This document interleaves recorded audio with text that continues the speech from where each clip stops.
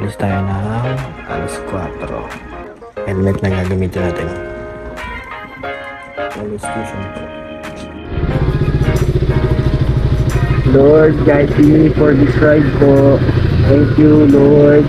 I love you.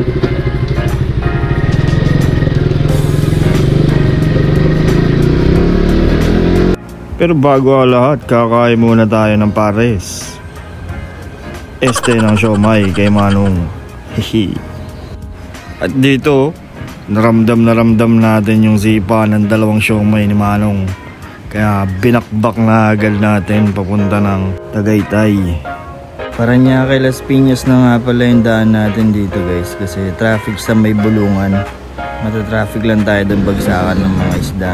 Dito agad na tayo sa may sapote, nag-aantay. Tapos sa may SM Bacoor, yun, may kumote.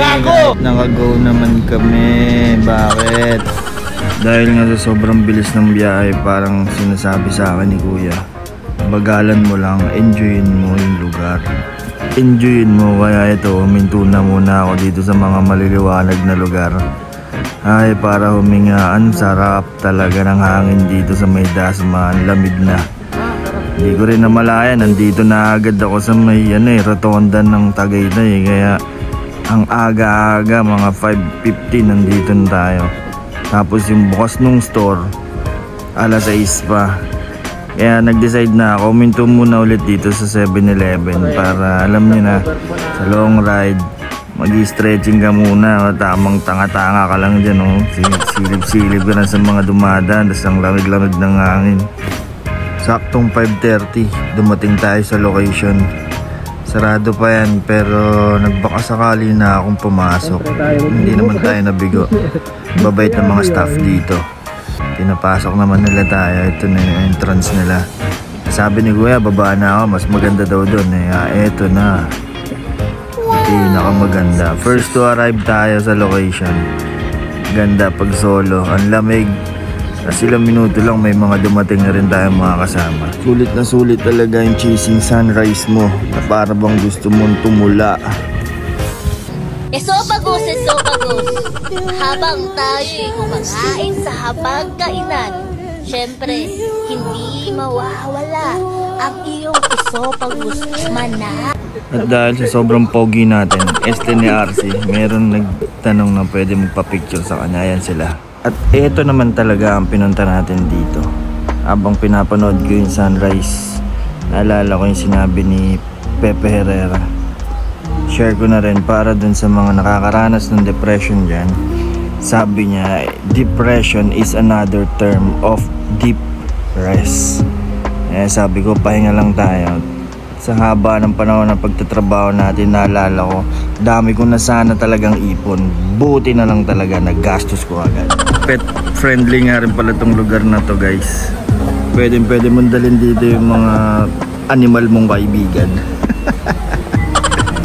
After 30 minutes, dumating na agad yung in-order nating sabaw.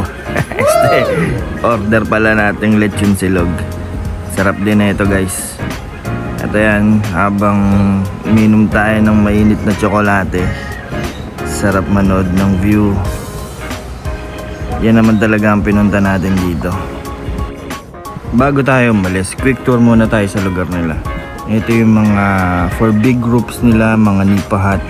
Bale, sa tapat nga lang pala to ng Wynn Residence, Tagaytay, Dahon at Mesa.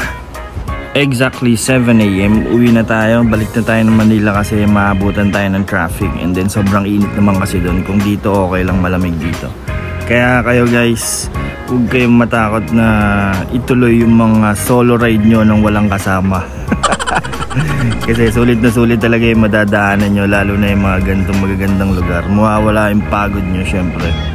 At bago matapos ang araw na to, huwag natin kalimutan na magpasalamat sa Panginoon. Dumaan tayo sa simbahan para magpasalamat sa lahat ng biyayang mayroon tayo ngayon. Pag uwi natin ng bahay, ito busy na si mama, nagre-ready na. Si Gulet gusto nang kunin yung cake, pero hindi pa pwede kasi ako yung may birthday ngayong araw guys. Maraming salamat sa mga nanood. Hanggang sa muli mga Earth. See you next time. Bye bye.